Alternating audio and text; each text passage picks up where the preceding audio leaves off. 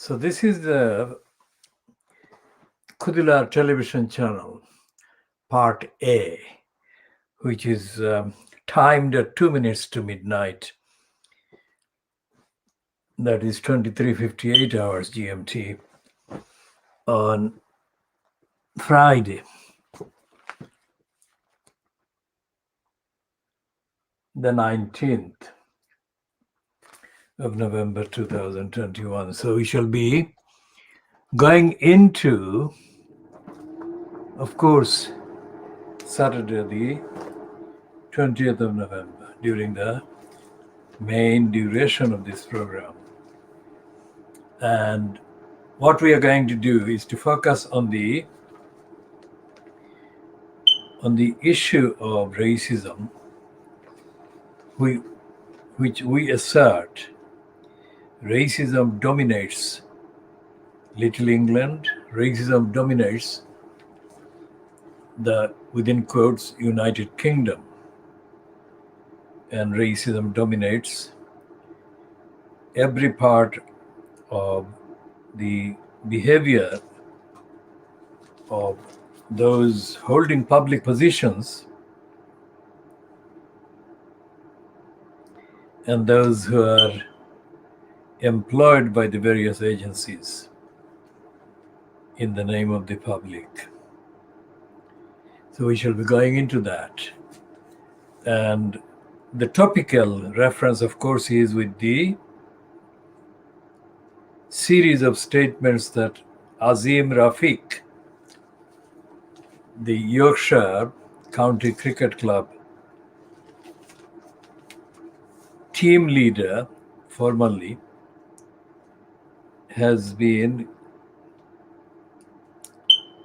causing by giving details about the impact of racist behavior that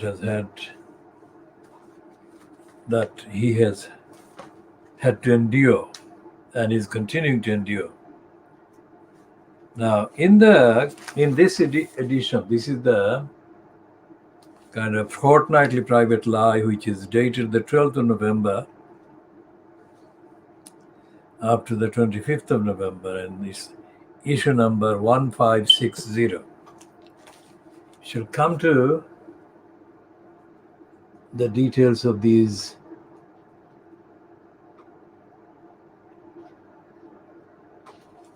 These are the ones that I shall read out because of the reflection on the screen.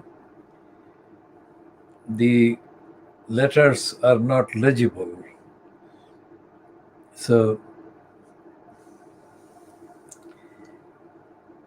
it's a number of this. There are 4 squares, 4 frames, and Boris Johnson is being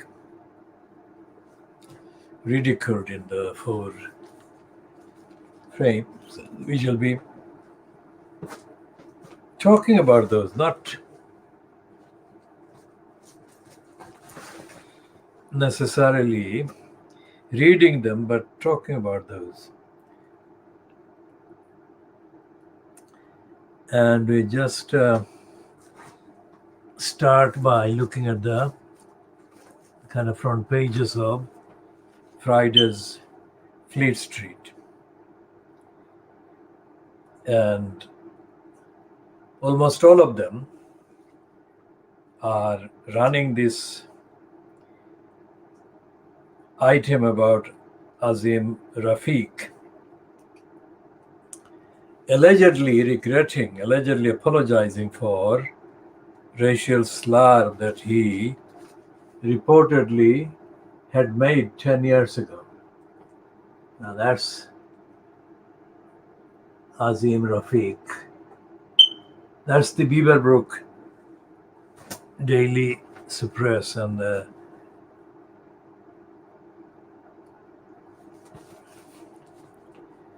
biggest one on the back page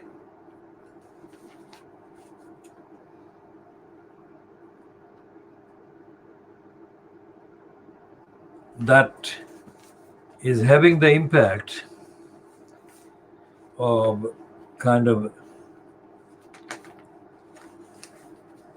portraying Rafiq, that picture and that headline are not the same, because that picture is about him telling the MP's committee how he nearly committed suicide under the pressure of racism. But the headline here is not about that. It's about something different. So we shall be talking about both those and the juxtaposition by Fleet Street of the two as being part of the racist machine.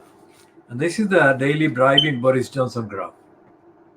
That's the daily bribing Boris Johnson graph, also known as the Daily Telegraph.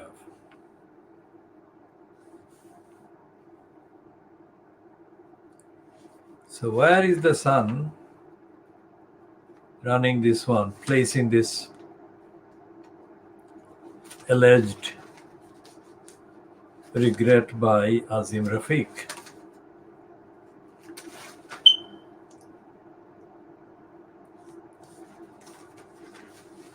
Because what we shall be proving with the contents is that this is a complete lie. This is an absolute racist lie about Azim Rafiq, saying, as Fleet Street is showing him as saying, that he is racism shame. One day, he is the victim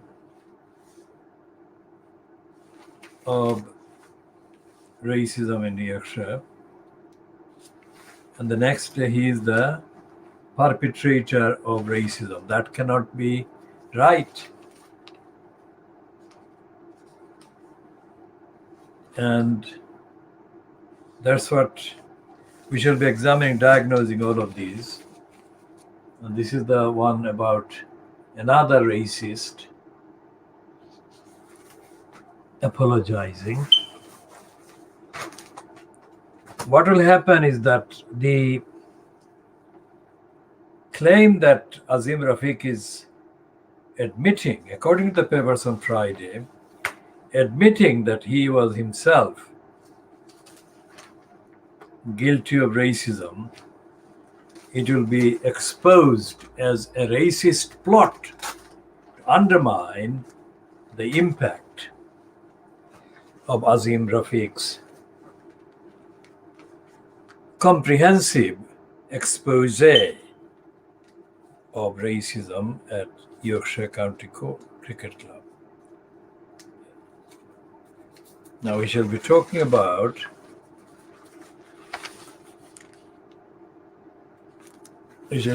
more about the various things that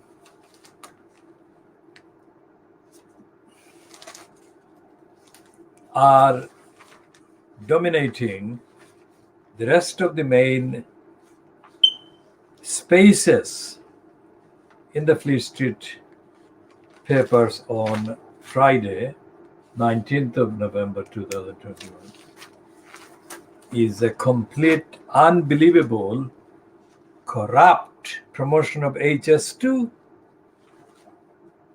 And we shall expose that as being another pack of lies.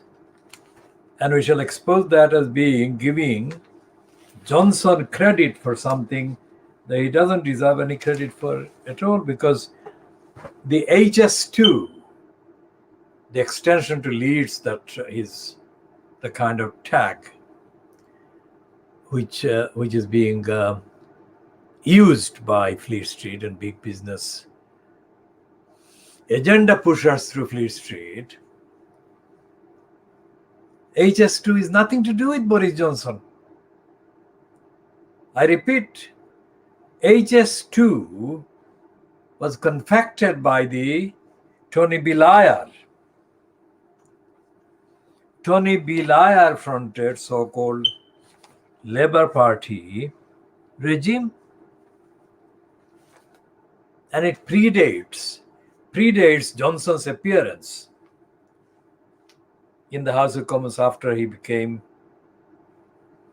MP again in 2016 at the end of the 2 terms that he perpetrated incumbent as the mayor at the expense of London. Notice the language that I'm using, mayor at the expense of London. And in the case of his predecessor in post, we call Ken Lying Still Livingstone. And we gave him the name Ken Lying Still Livingstone long before he was outed as a liar by Johnson. We gave Ken Lying Still Livingstone the phrase undone mayor. That is the actual kind of pronunciation based on his nasal kind of a pronunciation. London. So London comes across in a nasal sound as undone, which is what Ken Lying Still Livingstone was undergoing. He was undergoing the process of being undone because Ken Lying Still Livingstone became undone mayor starting from the minute, remember what I'm saying, starting from the minute he actually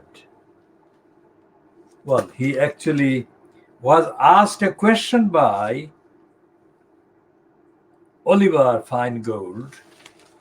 Oliver Feingold is a Jewish person, but he was not behaving as a Jewish religious person when he approached the Lying Still Livingstone with a very simple question. And Oliver Feingold was absolutely entitled and perfectly entitled to ask the liar Ken Lying Still Livingstone the question that Feingold did ask him. And Feingold was not given an answer. Instead, he was greeted with a torrent of anti-Jewish abuse. Anti-Jewish abuse that had nothing to do with the question that Feingold had asked Livingstone. Let me explain further. What Feingold was actually following during that evening was a series of reports that were coming out of City Hall about Livingstone losing his balance, literally and physically, euphemistically as well.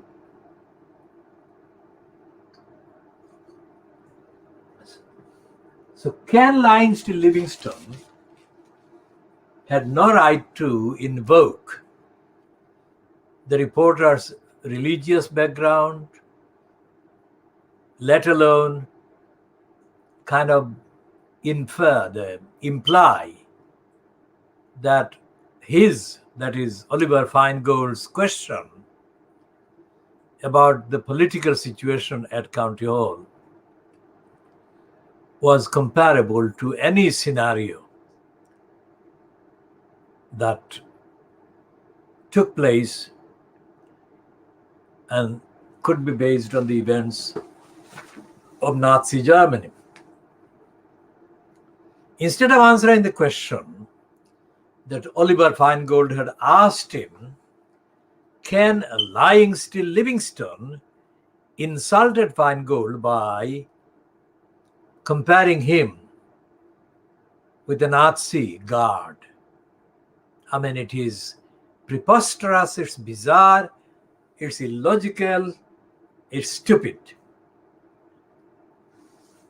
And from that moment, when Ken Livingstone abused Oliver Feingold, who is a Jewish person, that aggravated the hurt that Feingold already felt by being kind of denied the answer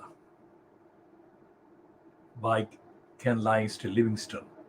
And what I'm saying here, and I've said ever since this happened, for more than 10 years, or about more than 10, 12 years, Oliver Feingold was perfectly entitled to ask Boris, the incumbent in the post of the mayor,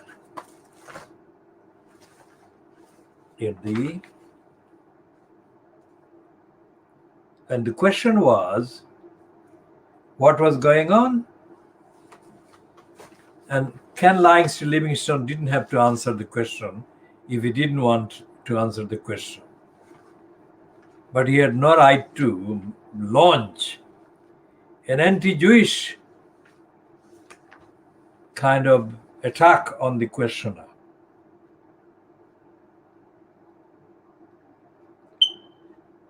And the fact that there is this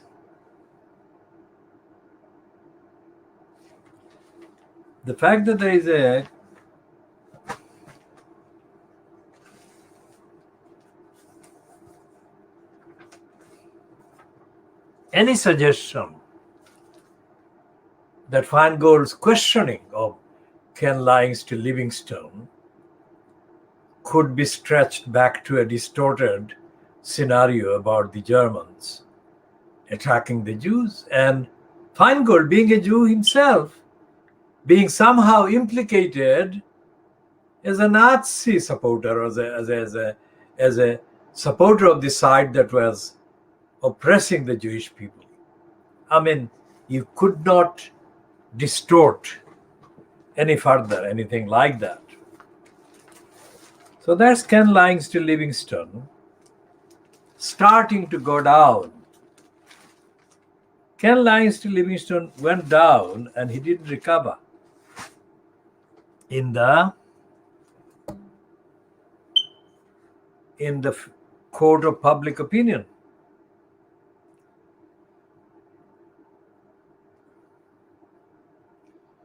And we shall be looking at the actual date, approximate date when Livingstone attacked Oliver Feingold.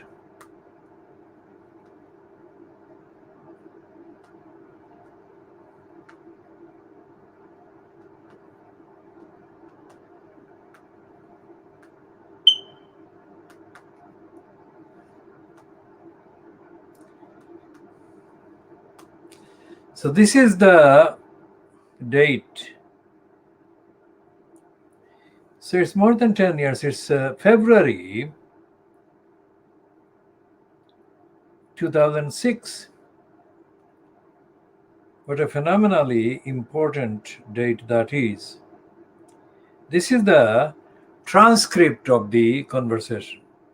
This is the transcript of the taped exchange between Ken Livingstone and Oliver Feingold outside City Hall last year. So that's this date of the transcript is on the website of The Guardian, dated the Saturday, the 25th of February, 2006. So it happened in 2005, so 16 years ago. So Oliver Feingold, Mr. Livingstone, Evening Standard, how did it, Ken Livingstone, oh, how awful for you. He didn't even let the question be completed. Feingold, how did tonight go? Livingstone, have you thought of having treatment? That is suggesting that Oliver Feingold was mentally ill and needed treatment for his mental illness. Feingold, how did tonight go? Livingstone, have you thought of having treatment? Feingold, was it a good party? What does it mean for you? Livingstone, what did you do before? What did you do before? Were you a German war criminal? This is a Jewish journalist. Well, he wasn't behaving as a Jewish journalist. It was Livingston who identified him as a Jewish person, and he was he identified him in a distorted way, calling a Jewish person a German war criminal. Think about that. Feingold: no, I am Jewish. I wasn't a German war criminal. Livingston: right. Feingold: I'm actually quite offended by that. So how did tonight go? Livingston: well, you might be, but actually you are just like a concentration camp guard. Livingston is saying that he quote reluctantly concedes that Feingold might be a Jew, but he could be a German concentration camp guard. How completely, absolutely offensive.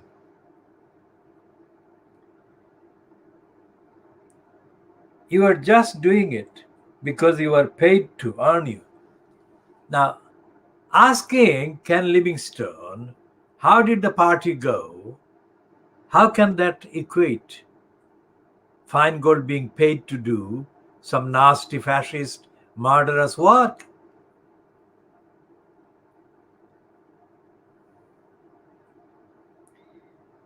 So Feingold says, great, I have you on the record for that. So how did tonight go? Livingstone: it's nothing to do with you because your paper is a load of scumbags. Now the paper concerned at that point is let's put it in the quotation mark, Evening Standard.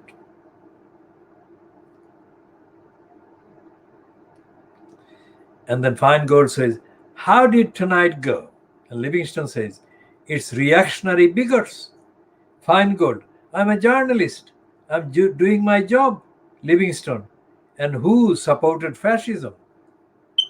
What he's meaning is that the Evening Standard, apparently according to Livingstone, had supported fascism.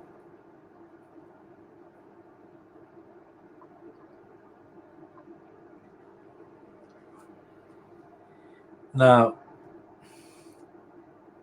Feingold: I'm only asking for a comment. Livingstone: that had a record of supporting fascism.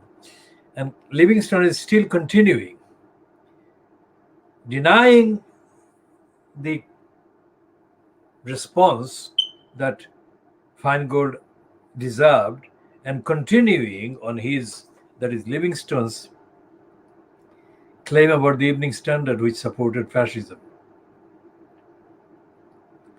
Feingold: you have accused me. After the words, you have accused me, there is a gap on the tape, followed after 5 seconds by a sound indistinguishable other than it is being a male voice. Now, Ken Livingstone is mentally sick. There is no way, no logic, no factual basis for his behavior in 2005. And there is no justification for Livingstone insulting Oliver Feingold in the way that he did do. Now that's Ken Livingstone, who then began, this was the second year into the second 4-year term that Ken Livingstone was allowed to kind of stay in that post as in the name of London, in the corrupt post of the elected mayor. Livingstone was craftier than Boris Johnson in hiding his record of lying and his own racism and his corruption for longer than Johnson had actually succeeded in doing about himself, that is Johnson. But essentially, the post of elected mayor at the expense of London is a corrupt, anti-democratic, dictatorial kind of post created by the crook Boris Johnson worshipped Tony Blair. Boris Johnson worshipped is the phrase because all the evidence references show that Boris Johnson actually worships Tony Blair. And this edition of the Private Lie, let's say, is the one dated the 12th of November to 25th of November, and Private Lie issue number 1560. This one actually refers to at a piece in the Daily Bribing Boris Graph in July 2008. Now here is the piece that the Private Lie is running. With the Prime Minister in the spotlight, that is, the Private Lie is saying parks of the job, and Prime Minister is a reference to Boris Johnson. With Boris Johnson in the spotlight, again over a foreign holiday, this time at Zach Goldsmith's Spanish villa, and Johnson's failure to declare how much it cost. A clue to why Johnson is so blasé about these things can be found in a Daily Telegraph column from July 2008. Quote, "Look at Tony Blair, one of the most successful prime ministers since the war." War meaning that German initiated war in the 1940s. And a man whose approach to foreign holidays was utterly shameless. That is what Boris Johnson wrote in the Daily Bribing Boris Johnson graph in July 2008. Then he continued, he scrounged, he licked, he bummed his brakes from all manner of tycoons. And what harm did it do him?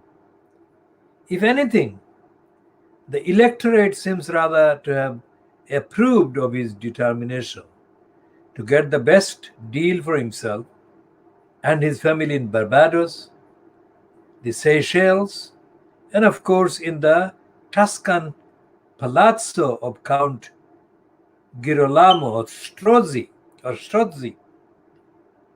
Now that is what Private Lie is saying, and ironically putting that quotation followed by this 4-word phrase. Remind you of anyone?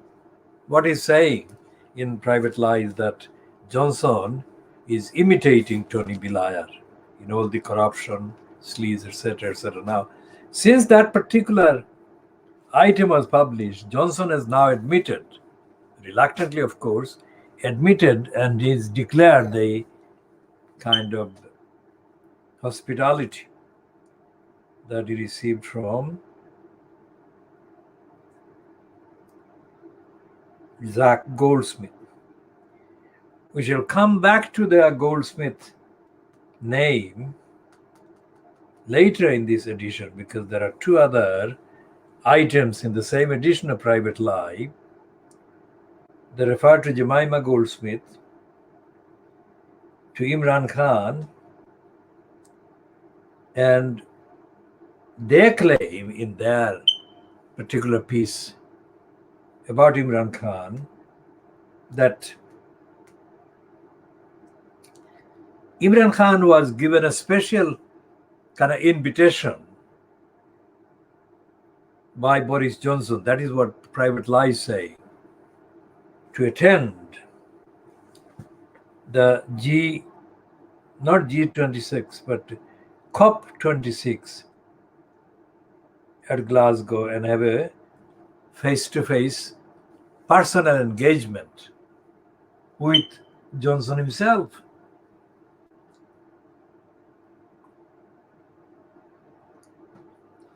And the way that the Private Lie is running that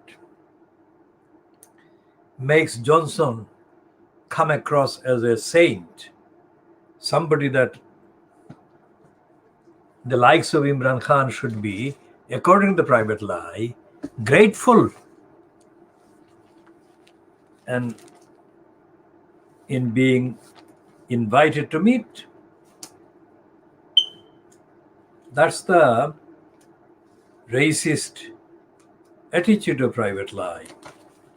So what the Private Lie is saying in this postcard from Pakistan, that's a euphemism. That is something that they use for pieces they write at Private Lie, but they call them letter from Pakistan or letter from India or whatever. So here is the postcard from Pakistan on page 21 of the Private Lie, which says, Imran Khan's decision not to attend the Glasgow Climate Conference must have been especially galling to Boris Johnson, who had let the Pakistani leader know that he was one of only a handful of world leaders being granted a one-on-one meeting with the British Prime Minister.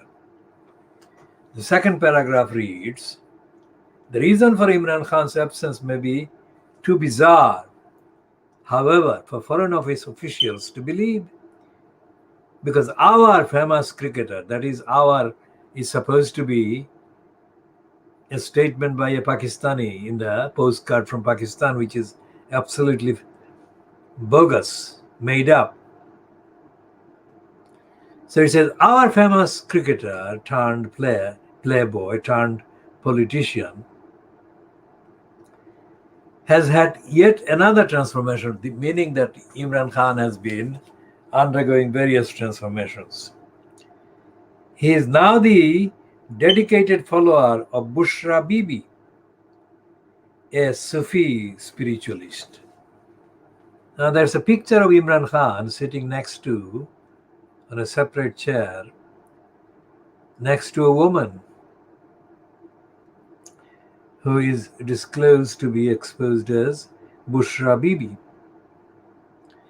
So Imran Khan is now the dedicated follower of Bushra Bibi, a Sufi spiritualist who also happens to be the third Mrs. Khan. And she is said to be so worried about Imran's continued friendship with his first spouse, Jemima Goldsmith, that she didn't want him in the UK.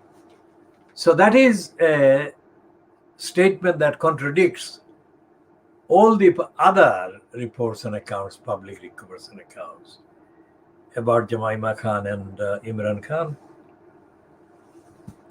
For example, as I pointed out in previous editions, Jemima Khan has, when Imran Khan was first elected as Prime Minister of Pakistan, Jemima Khan stated a short kind of statement, made a short statement, noting that the father of her sons or her children had become the Prime Minister of Pakistan, instead of saying her ex-husband or her husband, the first husband, or anything like that. So that suggested that she was talking down about Imran Khan. And separately, she was in denial about the fact that she was married to Imran Khan. So that's not something that is like her being in continuing friendship with Imran Khan. But this particular piece in Private Lie, postcard from Pakistan on page 21, is claiming otherwise. And there are other details about Imran Khan and Bushra Bibi that are not about Jemima Khan, but that is the thing. And that's another occasion that Jemima Goldsmith has mentioned Imran Khan in a way that shows contempt, disrespect to him, and disrespect to the fact and denial of the fact that she was married to him. Okay. And we shall go back to the piece. The Daily Mail, remember this program is called World Exclusive Diagnosis of Fleet Street. Now, Fleet Street has got, of course, all these other papers. But the one paper that stands out as the most corrupt and densely corrupt and most racist and densely racist part of Fleet Street is the Daily Mail. And the Daily Mail has got, a platform for lying against any truth about anything. For example, this is the one that on the front page of the Friday edition of the printed Daily Mail. There is a woman called Jan Moore. And the headline or heading on the front page of the two-page spread against Meghan Markle reads this. Now, sofa star Meghan serves up a super bland banquet of chick chat. Not chit chat, but chick chat.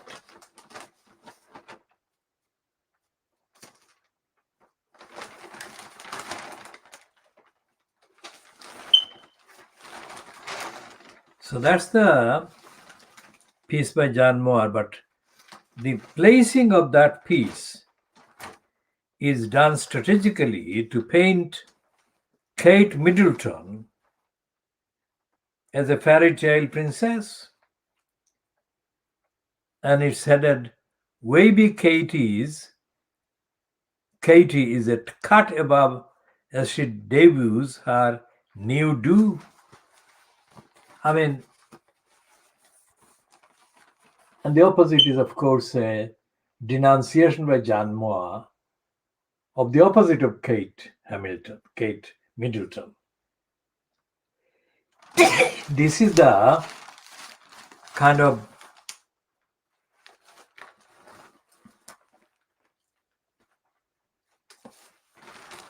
pre-arranged, pre-scripted kind of display.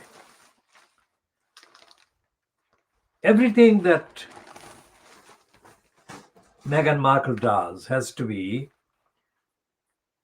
shown up as a bad thing, as a thing that is in comparison far below the highest standard that Fleet Street attributes to anything, even small thing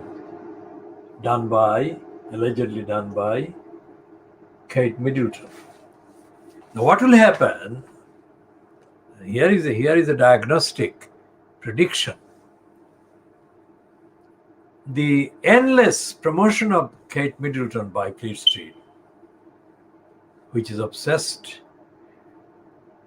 with the sick perversion of having to undo anything that Meghan Markle does. This obsession will be exposed as a sham, as a racist operation, and Fleet Street, Daily Mail in particular, will stop attacking Meghan Markle. This will inevitably happen. Now here on page 9 of the Daily Mail, they are lying about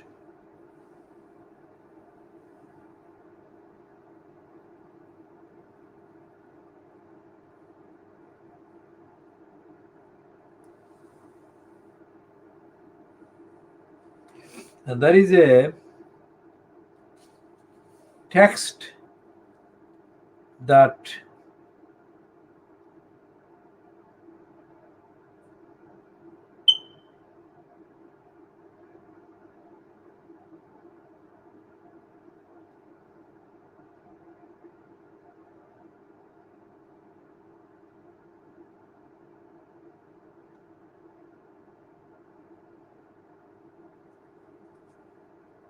this is the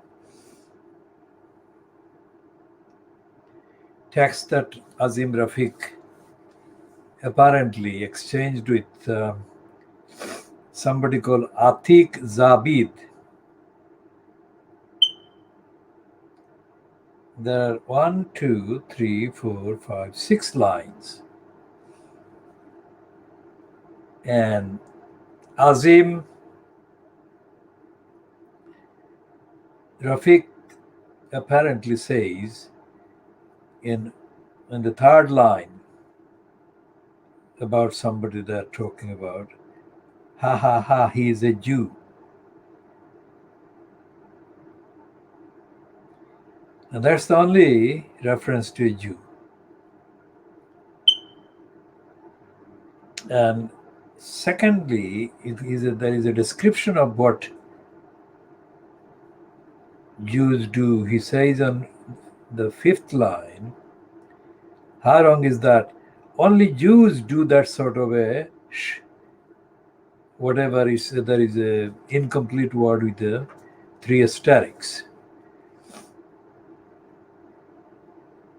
Now this is the thing that Rafiq is being reported as having apologized for a message from 10 years ago. And this is what they're calling those 2 lines of text. Now, as I have extensively condemned Ken Livingstone again today about Oliver Feingold and Feingold being attacked for being a Jew by the corrupt Ken lying to Livingstone, I don't have to explain my neutrality about this. So continuing on the neutral position, how is it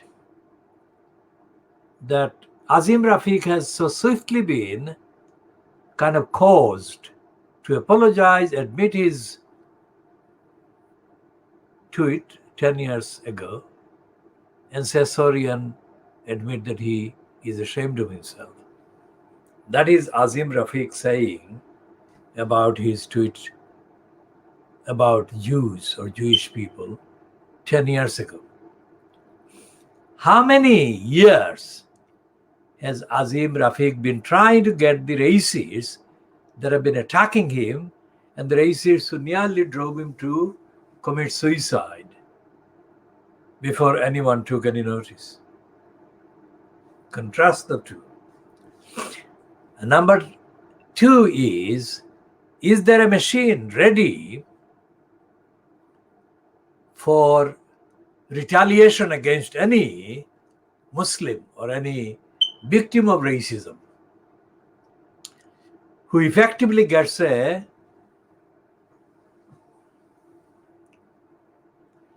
overdue recognition in the coverage that they get over the racism that they have endured?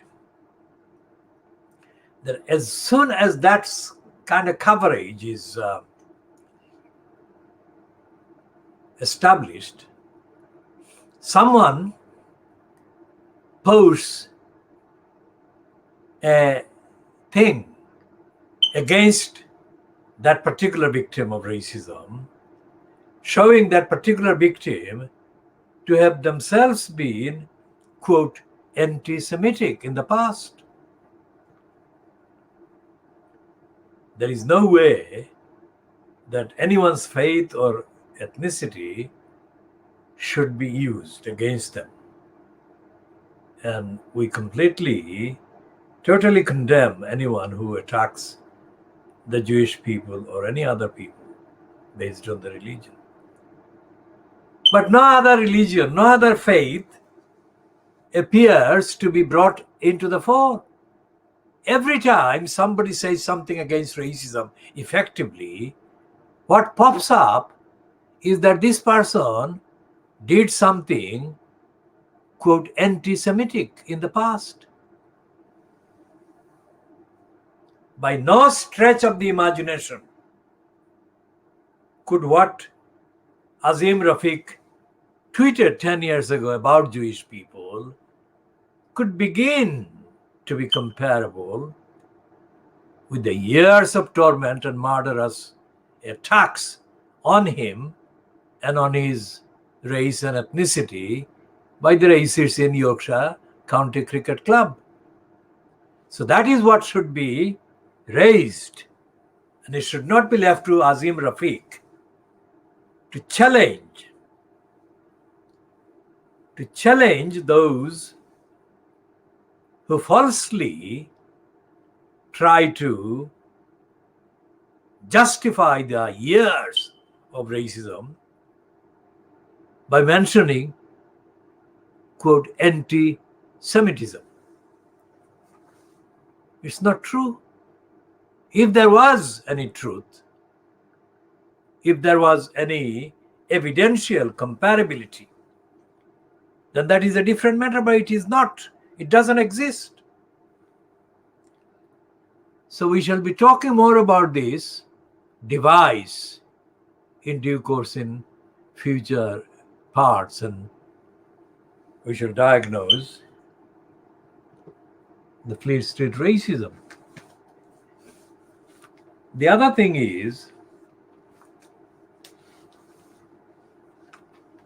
that this is the racist two-page spread on the Daily Mail today about the migrants. The migrants are not being targeted because they are migrants. The migrants are being targeted by Fleet Street because they are migrants originating from Africa and Asia, mainly from Iraq, Iran, Afghanistan, and so on. And there is no evidence in these papers that they care about the actual causes and they care about the real impact and the proportion and the